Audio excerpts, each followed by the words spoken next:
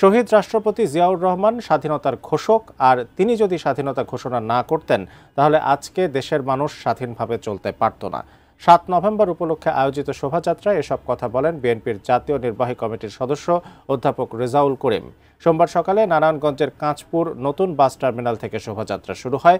শোভাযাত্রাটি ঢাকা-চট্টগ্রাম মহাসড়ক, সোনারগাঁয়ের মোগরাপাড়া, মেঘনা সেতু, সিদ্ধিরগঞ্জ জালকুড়ি ঘুরে পুনরায় একই স্থানে এসে শেষ হয়। এ সময় উপস্থিত ছিলেন স্থানীয় বিএনপির অঙ্গ সংগঠনের নেতৃবৃন্দরা।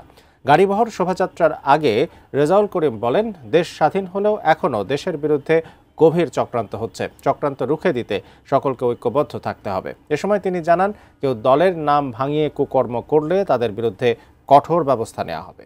সিপাহী বিপ্লব দিবস তো আপনারা সবাই জানেন যে ঐতিহাসিক সিপাহী বিপ্লব মানে জনতা, আর্মি, বিডিআর, পুলিশ সমস্ত মিল্লা প্রেসিডেন্ট জিয়া রহমানকে আটকায় রাখছিলেন, ওনাকে উদ্ধার করছেন।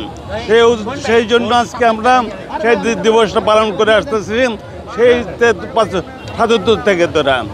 এর আগে আমরা যেটা বলতেছি, প্রেসিডেন্ট জিয়া রহমান হল স্বাধীনতা ঘোষক।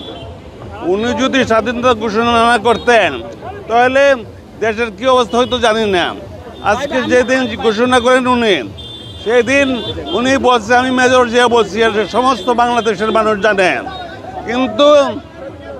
কিন্তু যখন এই ঘোষণা করার পর আপনার তখন আওয়ামী লীগের কোনো নেতারা পাওয়া গেছিল না। আগে ওনারা এসব বলল যে আপনি মানে কি বললেন, এটা কি বলছি আমি, যে আমি মেজর জিয়া বলছি, আপনাদের তো কাউকে পাওয়া যায় না।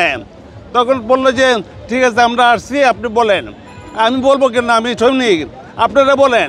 কিন্তু তারা কেউ আগে আসে নাই।